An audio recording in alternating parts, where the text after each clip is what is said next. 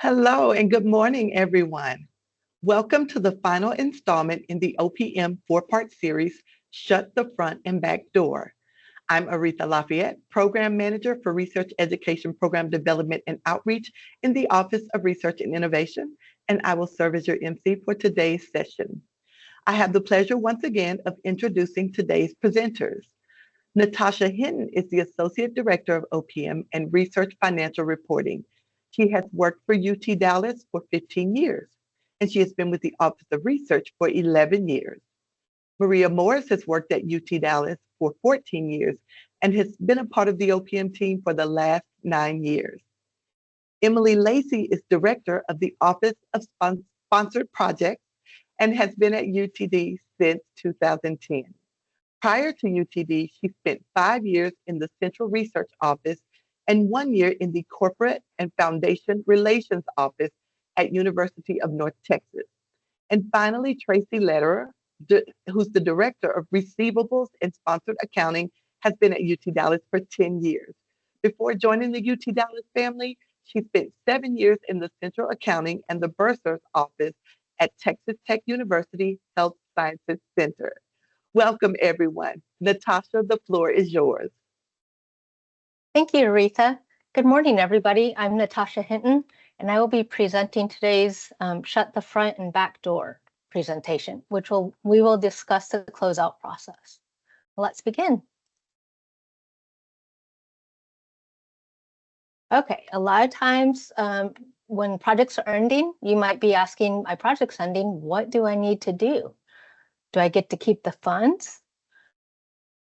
Can I purchase supplies at the project's ended? Can I do travel after project's ended? These type of questions. So we're going to go through the different process and what things that you need to look for when the project's ending. So the first thing we're going to discuss is, why is closeout important? The Uniform Guidance CFR 200.343 requires that all financial, performance, and other reports required by the terms and conditions of the award are completed and submitted within the 90 days after the end date completion of the award. It's very important that we follow the rules and regulations regarding closeouts, because there could be consequences when we're late, such as if we have delay on the final reports, it could affect future awards. It's not just your award, but it could be, say with NSF, it could affect future funding coming from NSF or new awards coming in. There could be sanctions such as restrictions on IDC, removal of authorities, termination of the award, and designation as a high-risk grantee. So these are things that we, as UTD, we do not want to fall into these categories. So it's very important when the award's ending that everybody monitors and make sure that everything posts and we can have a nice, smooth closeout. So I'm going to go through the workflow of the timing. When you get the new award, you'll get the notice from OSP with the award information, the end date, any reports due. It also includes if the project's cost reimbursable, fixed price, and a lot of important information that the new award detail. Obviously, throughout the project period, you will be expensing, salaries, M&O, purchases, anything related to that project so that the research can be done.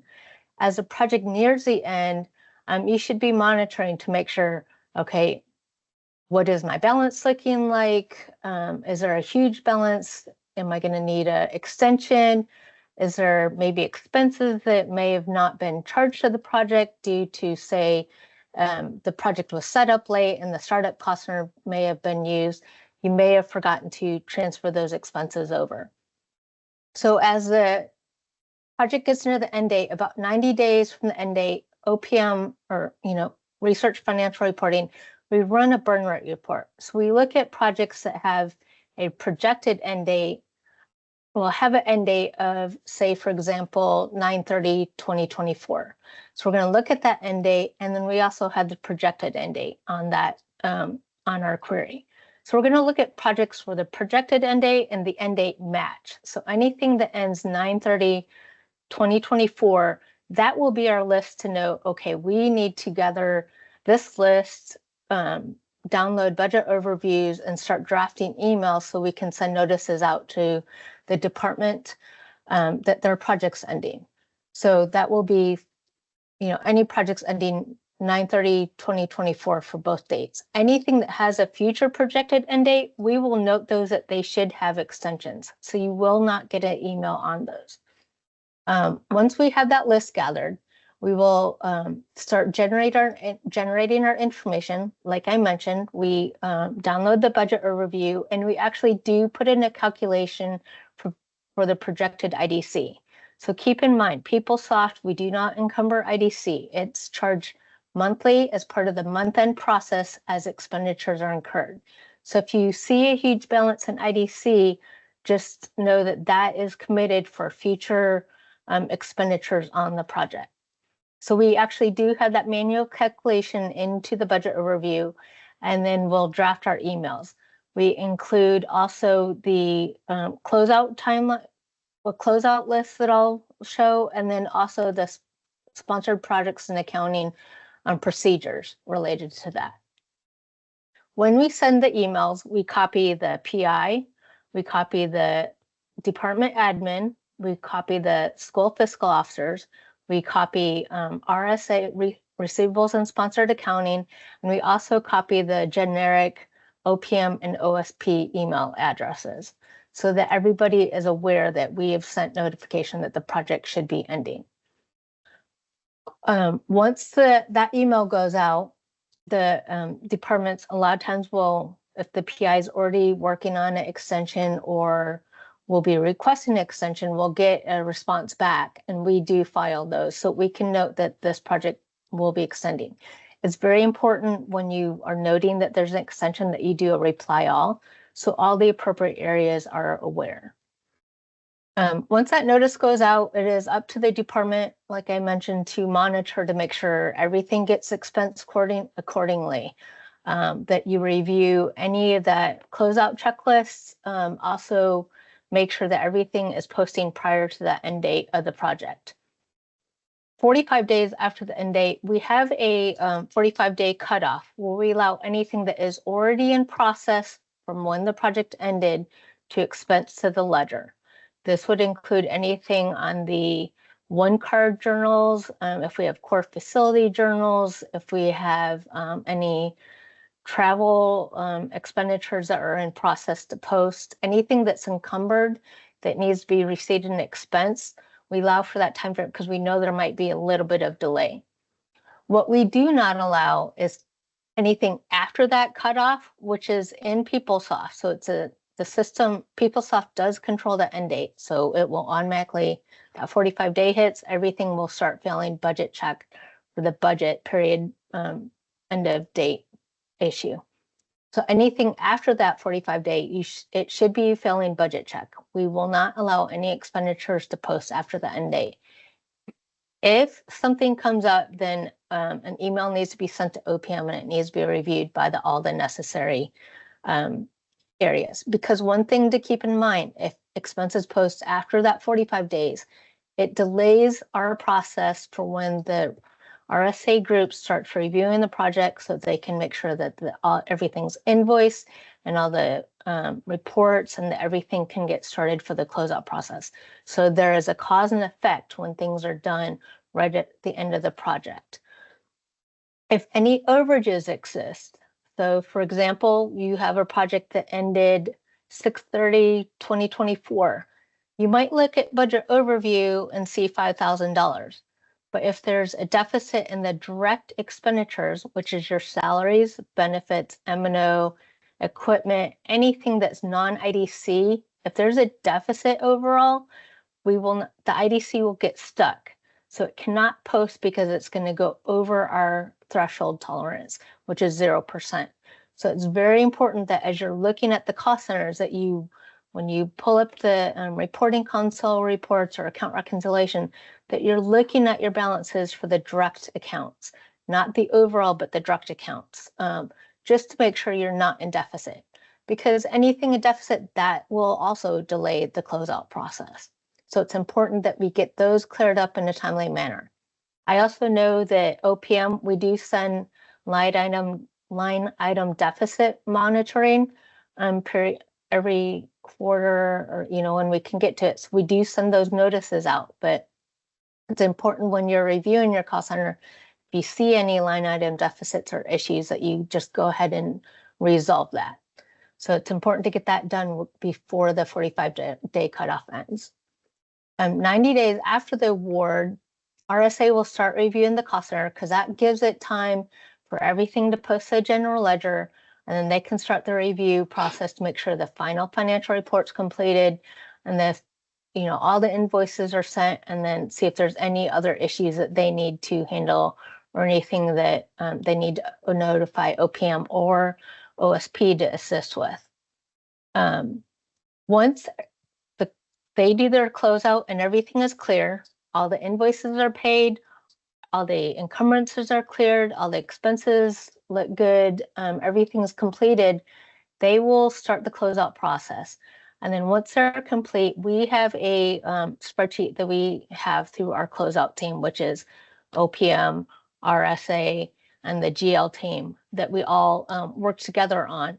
They'll add that project to the list, and then OPM will review it. And once we review it, we'll reduce the budget to actuals, we'll close the contract line, and we close the project on our end. Once we've completed that process, assuming there's no issues that we notice, especially on cost shares, if there's any balances back, we'll have to work with the necessary departments and the GL team to transfer the fund balances back to where it was originally funded from. So we'll get those completed. Once everything is completed, then we actually do close the contract. We close that project out from our end. Once that's completed, we'll make note that we've closed the project out, and then the GL team can do their review. And if everything is okay, then they will inactivate the cost center. But it goes through various steps. So one thing that you might notice, when say you have a project and it's got cost shares, you may notice that it's still open. We haven't inactivated the cost center. It's because it's very possible that OPM or one of the GL teams that we've got issues, still cleanup issues that we found that we still have to get completed before we can do the final closeout. Once everything's inactivated, then OSP will contact the PI for the copy of the final technical report and make sure everything's completed. One thing I do want to make note, once we've closed the project out, say something comes in, we've received a refund, and we have to, if for some reason the expense gets refunded and it's related to a federal project or a sponsored project, we will need to apply that refund back to the project and send it back to the sponsor, and that starts the closeout timeline again. So that means that we go through the process again to make sure that the funds are sent back necessary, and we can make sure everything's closed out again. So that starts the clock again. So that is the timeline to look for. So as I noted, the review will start when the RSA team can get to it, about 90 days or when they can get to it. But keep in mind, just because we've hit that 90 days, the project's ended, and you expect it to be closed immediately, there could be issues behind the scenes that each team is having to address or clean up or make sure that we get invoices paid. We can't just say, okay, the project's ended and we're going to close it. There's different checks and balances that need to be made. So next, I will show you an example of the email notification. Right now, it is a manual process. We are looking at hopefully automating it. It'll take some time to where we can get it system generated, but the hope is to help, relieve some of the administrative burden that we can get this automated. But we are working on what, the base of what it needs to look like. And once we get that set up, we'll have to do some testing to make sure everything works properly. It will change some of the notifications, but right now with the manual process, it is an email that comes from OPM. Sometimes you may see it come from myself or Yesenia Mendez, but it comes from OPM. And we'll have in the subject line, the notification of the end date with the project on there. We attach the sponsored accounting procedures. We also attach the closeout checklist. So no matter each month, that PI will when the notice goes out, these two items get attached. It doesn't matter if the PI is received or the department's received the same attachments last month, we still attach it on the emails. It's very important to know that, we make sure that things are attached on there so you don't have to go back and search. On the email, we'll include who the sponsor is, the project ID, if there's a ward reference number, the end date, and then the cost center. If there's multiple cost centers related to that project, we will include those as well.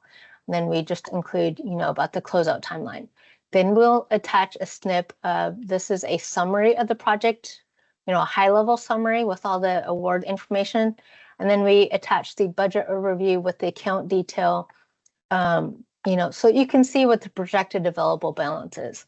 If you have an available direct balance, it will be green and will show what the amount available is. If it's deficit, we usually color that, I believe, orange, and then we'll put a note where the deficit has to be clear. This is an example of the sponsored programs account procedure that's attached. So this is, we'll include the link as well, but this is the updated version that just goes to the different items. So on this procedure, it discusses the purpose of the sponsored programs accounting, the definitions in the document, such as the financial information reports, NCE, no cost extension, managing project expenditures, which is at the PI department level, what they need to look for and monitor. It is their responsibility to make sure everything is charged appropriately. The pre-closing procedures, the closeout period procedures, and the roles and responsibilities for RSA, OPM, and the PI. So that is documented in that Word document. Next, the closeout checklist. So this is a Excel example or Excel checklist that we send. We have it broken down into different areas that you need to look for. And I'll go into some of the important ones that I definitely want to hit on. So for example, we've got the payroll area, we've got purchase orders. Next, we've got subcontractors. If you have subawards, I know many people have gone through our subaward training and other items where we've reiterated that when the project's closing out, that's very important that you work with the subawards to make sure all the invoicing, everything, all the terms and everything's been met. Any other expenses. By this, I mean, for example, you have core expenses where you've set up for this project to be used automatically, or any research subject payments, anything that you might have specified this cost center to be used for. Please review those and make sure that you update the information, because what will happen if that cost center still gets used, it will fail budget check, and then we will, during our budget checking, we will notify whoever that person is that submitted the journal for review that another cost center will need to be used. Also very important, one card transactions. Please keep in mind of the transaction date of that expense. Just because you received an invoice for that expense after the end date and you're paying it on your one card, the auditors, this is a very big audit discussion and issue. They look at the transaction date. They don't look at the invoice date that it was received, but they look at the transaction date on the one card. So it's very important that that the transaction date is before the end date and that it gets posted before the 45-day cutoff. And then any other miscellaneous issues, such as, if your account's in deficit, making sure that you're up to date on your account reconciliations and have any corrections in the system in a timely manner and not at the end of the day. So again, important reminders: confirm that all your payroll is posted to the cost center. Make sure that if you have processed e-pars for the people, that they're paid properly. If you have processed any reallocations, I cannot reiterate this one, as very important, but it's super important that if you have done reallocations on the project, please make sure when you do that e-par that you check account reconciliation to make sure they post, because we have had issues in the past with, for some reason, the EPAR's been completed, but the reallocations have not posted. And sometimes it could be 3 to 6 months after the project's ended where they may hit the project, and then we have to, go back and review it and have the expenditures removed. So please make sure if you've done an EPAR for reallocations that you make sure that those have posted properly. So it's very important. Also, please make sure you do not do EPAR reallocations right at the end of the project or even, a month before, because there's timing issues. It's important that those get posted, completed and posted as soon as possible, because just because that EPAR goes through workflow, it's completed, does not mean that the reallocation is processed immediately. There's a whole different process by budget office. If you know that something is a rush, please work with budget office to make sure those payroll expenses get in. The other thing we want to make sure after the project ends, do not add more expenditures to the project. Review any open purchase orders. This is very important. Each month you do your account reconciliations, you'll see encumbrances, and you need to make sure that those POs are closed, everything's been invoiced and receipted. Just because a project ended, POs do not get closed automatically. That is on the department to make sure that they've done the closeout paperwork to purchasing so that they can be closed out. They also have to make sure confirm everything's been paid. Do not order equipment or large purchases in the last 90 days of the project. This was also an audit discussion and finding, big purchase equipments, unless that project is specifically for equipment where it is in the proposal justification, you should not be saying, okay, I have a balance left, I want to spend it down, and we're just going to buy this equipment. Because at the end of the project, it's very hard, unless there's solid justification, to state how it benefits the project.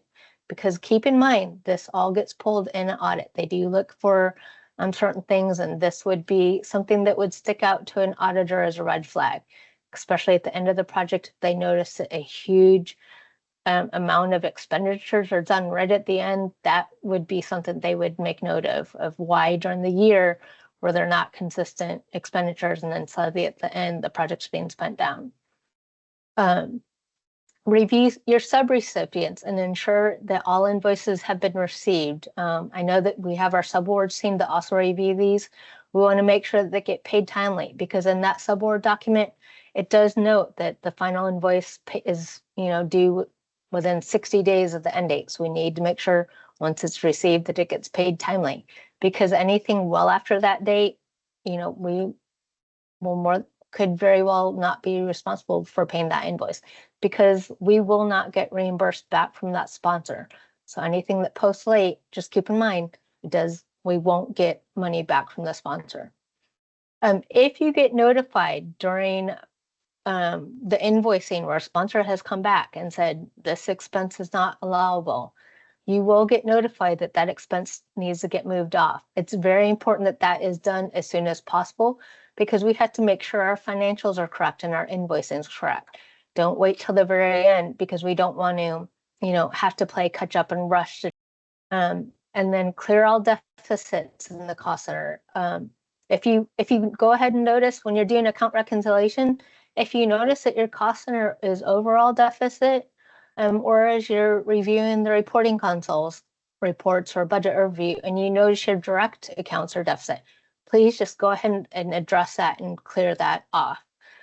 This again will help ensure a smooth closeout.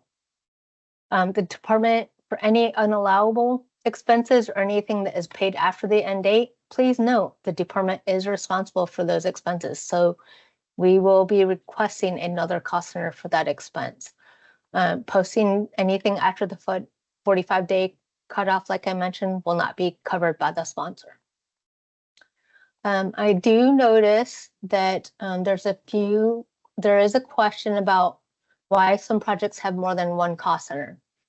So we do have some some projects where we've got, I want to say like some IECs or some consortiums We've got a parent cost center, and they may be the PI that has that award has said, okay, I want to set up specific cost centers for these PIs because they've given many projects under that project. So we could have different cost centers set up for those many projects. So those PIs have responsible for it, or, can expend on it, but it keeps everything under that main project. So we can track all the expenditures and we can track all the revenue. So that would be the main thing, is if, or we could have a project where, say we have some special cases where the PI and co-PI may have requested a separate cost center. I know we have some of this on our seed grants. We tie it all to the main sponsored project cost center, but we have different cost centers. Or, like I mentioned, you could have a sponsored project and we have cost shares. Cost shares are, the funding is set up based on where it's funded from. So cost share cost centers are from university funding. We have tuition that could be funded from, it's the exception for the state funding. We could have clean room expenses that we funded from IDC or NREF funding. We could have faculty salaries or RA salaries, or just travel or something else gets funded from other university. So we could have a project that has the main sponsor and, say, 3 different cost share cost centers. There would be 4 cost centers tied to that project, just because of different funding of how we had to set up and track. And it's very important with cost shares that we have individual cost centers set up for those, because we have to track the expenditures and report those. And especially with DOE, they have they really do monitor those to make sure that we're making our cost share commitment. So we have to make sure that is being monitored and expensed appropriately. Okay, is there any other questions before I move on? I don't see any other questions in the chat, Natasha. Thank you. Okay. So next, there's different tools in PeopleSoft that is very useful. We've got our reporting console reports that the reporting team has set up. They have the cost center statement that will show you all the expenditures and encumbrances. And for sponsored projects, when you want to do from period 0 to the current date, so you can see everything inception to date. So keep in mind, sponsored projects are inception to date, and then operating cost centers are on fiscal year. So we're just talking about sponsored projects. The sponsored projects report, there's a detail and then there's a summary version. So detail version gives you the high level of the budget overview. It's like budget overview to give you the high level by the different account categories. And then when you can click on the cost center, and that will go to the cost center statement. We also have a summary version. This is something new that we've added on this last, I want to say, fiscal year, and it's a high level. So instead of the detail, you can run it by project, you could run it by PI name, you could run it by cost center. It's going to pull a high level summary. So say you pull a PI, like say Joe Smith, you put Smith in, it's going to pull all the projects under him. So it'll list anything active or inactive, or you can filter it to just active, but it'll list all his projects, all his cost centers, the budgets, expenses, encumbrances, and what your ending balance is. And then it also shows the percent spend at the project level, and then the percent spend at the cost center level. So that's very important when you're looking at your reports and you see percent spend. The sponsored projects report looks at as the project as a whole. And then on the summary report, we have it at the cost center level. Because keep in mind, if you have a sponsored project and a cost share, the expense, the burn rate may be different on those. Also, we've got the open purchase orders report. This is something that a lot of us use a lot, that we look at to see what the open encumbrances are. So this is a very useful tool if you're wondering what this is encumbrances for and what POs you need to be closed out, and checking for the final invoices. So it's very important. This one's a very useful tool as well. One thing about the reporting console reports, I know many of them are updated each morning. So That's one thing to keep in mind. There is a day delay on some of them. I think when you pull out the report, it'll have the last day update.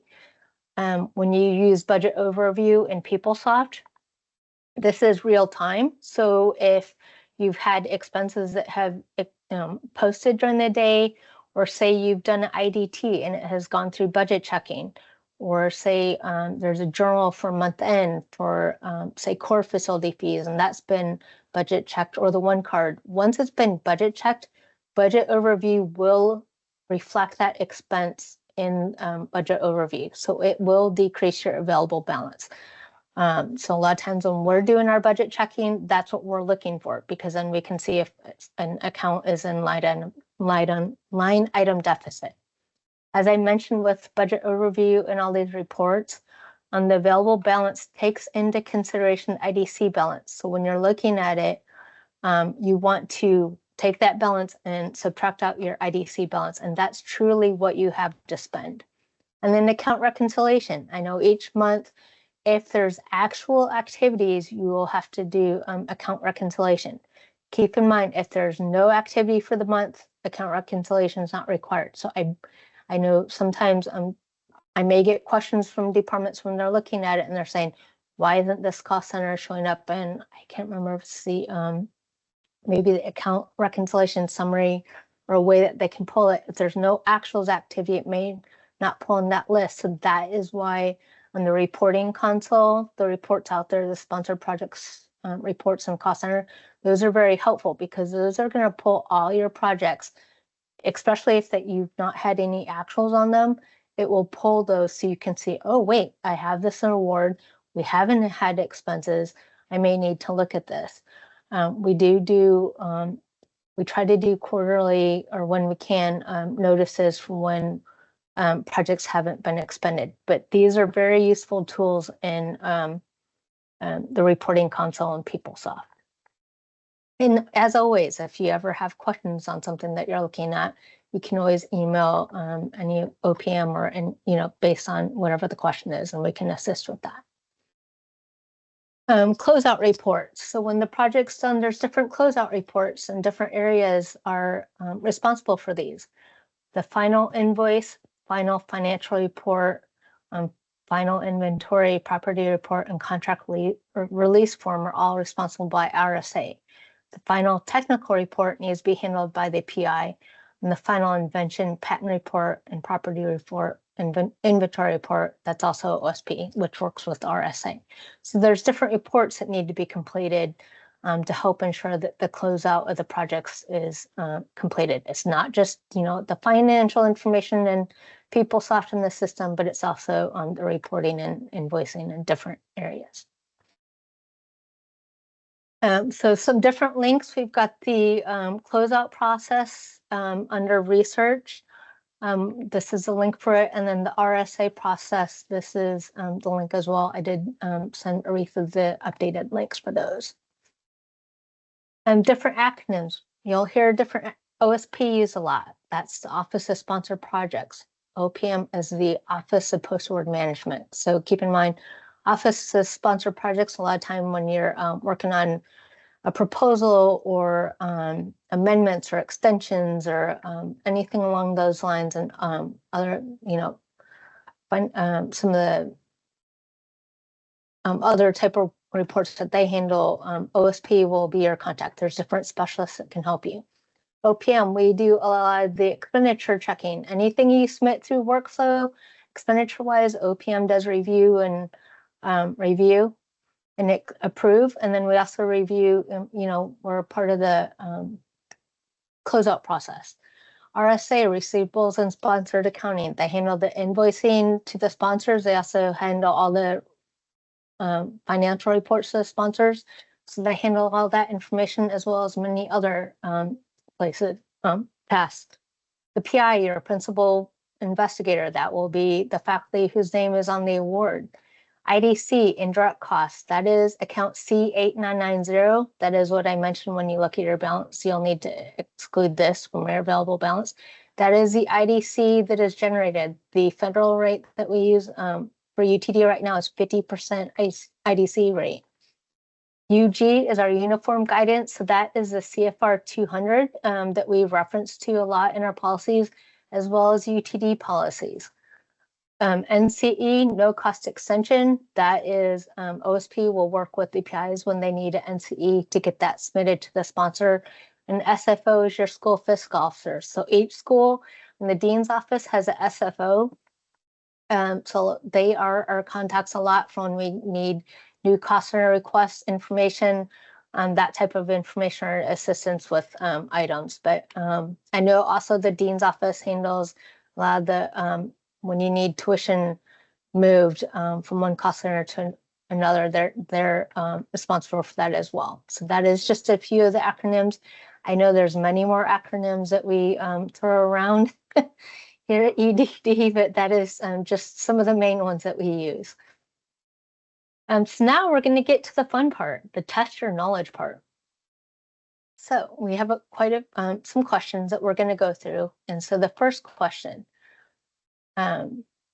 actually, before I get into this, is there any questions that anybody has before I get into the test your knowledge? I'll go ahead and ask a question that was posed, even though there was an answer dropped in the chat, just in case you have further input, Natasha.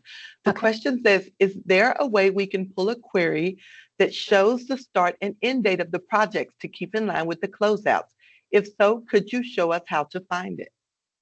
Okay, so that reporting, so the start and end date of the projects will show up on your account reconciliation. They're going to show up on the cost center statement. Your sponsored projects, the sponsored project report and reporting console, that will also have the start and end date and also the projected end dates. So all these, all the reports in the system will have that, as well as account reconciliation.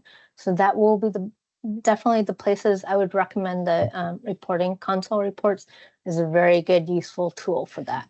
Like I mentioned, the summary report, when you pull that by PI, you can get that whole list, so you'll have everything needed, or there's different ways to pull that information. So that is a very good useful tool to use.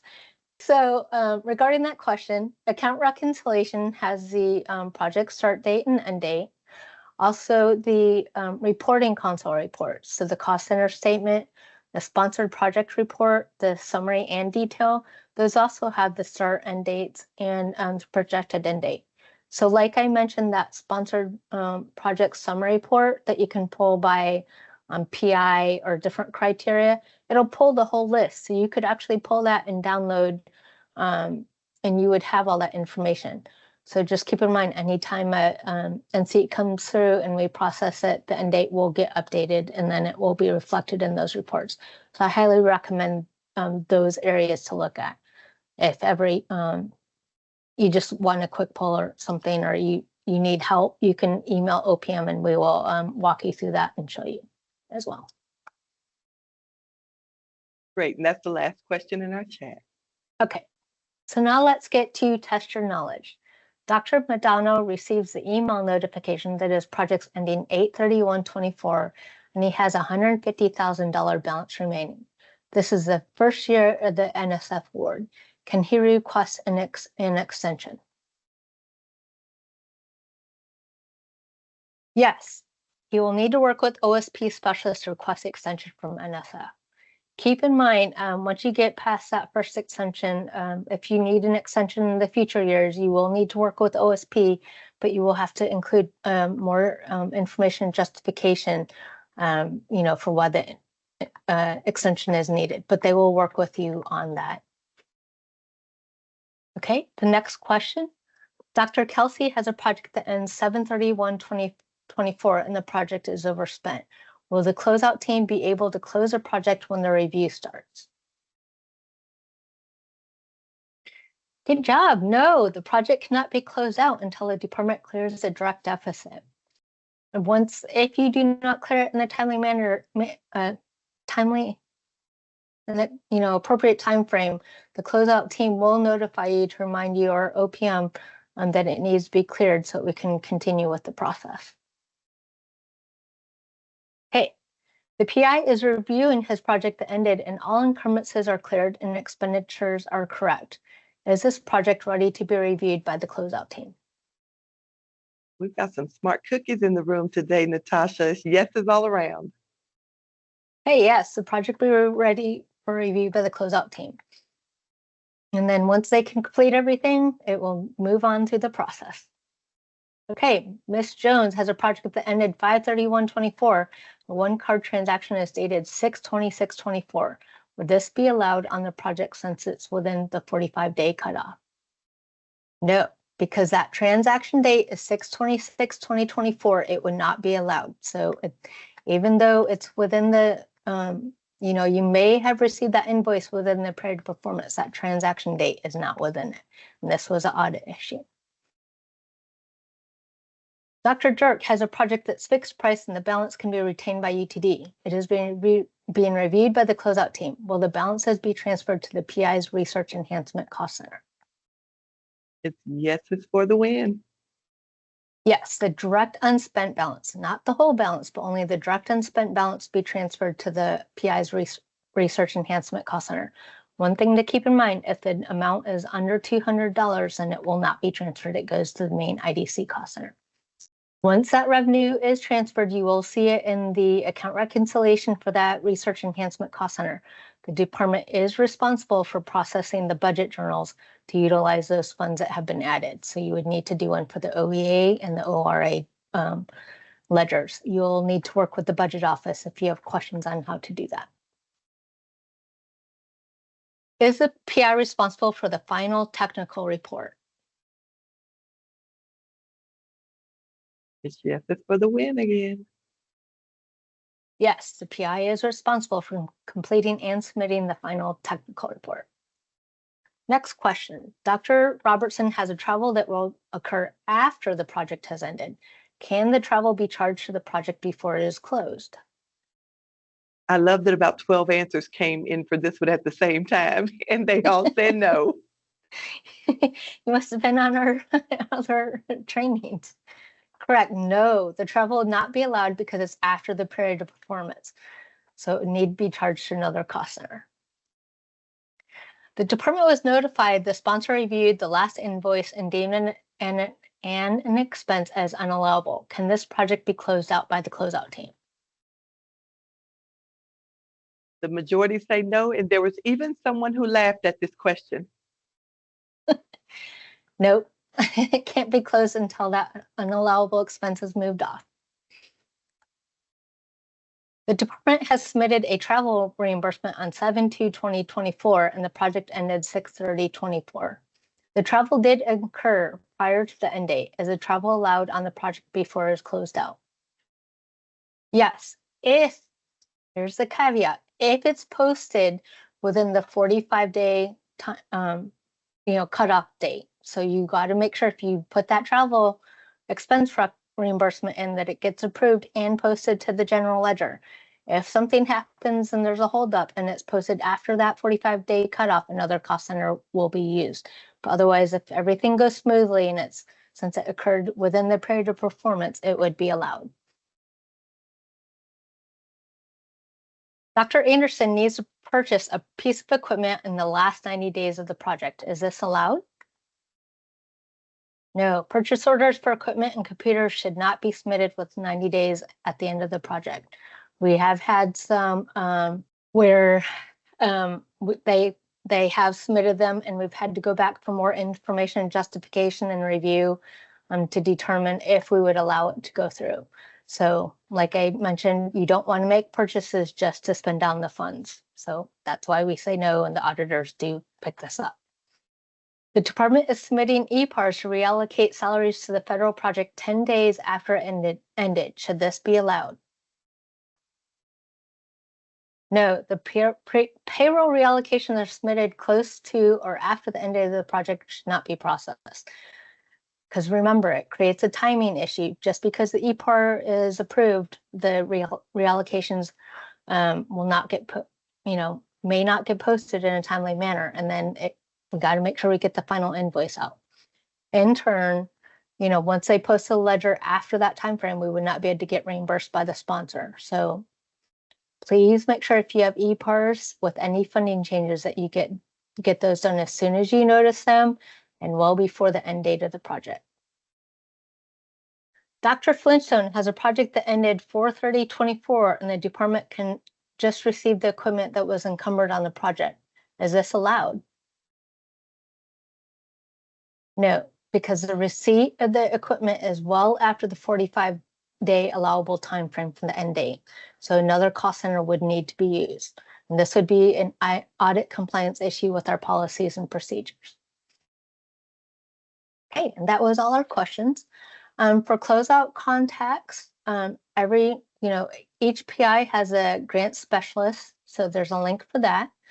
And we have main email addresses for OSP at utdallas.edu. OPM is opm@utdallas.edu. Oh, and I forgot to update this one, but RSA/AFR is Tracy Lederer. She's the director of RSA. Thank you to the OPM team, Cindy, Natasha, and Maria for bringing us this amazing information. We appreciate you guys for pulling this together for us. And thank you also to Emily and Tracy for joining us to support us. We appreciate all of you for sharing your expertise with us. Audience, we appreciate your time and commitment as well. Keep up with what's happening in the Office of Research and Innovation programs by following us on social media and subscribing to our newsletter. We'd love for you to share your feedback regarding today's training. So please, please, please take a moment to scan the QR code at the end of this presentation and share your feedback. As always, let us know if there's anything we can do for you, and have a wonderful day. Natasha, if you'll go ahead and switch to that final slide, please take a moment to scan the QR code before you leave us today, because we do value your feedback and we use that information to improve. Otherwise, we thank you guys once again for joining us, and have a wonderful, wonderful day.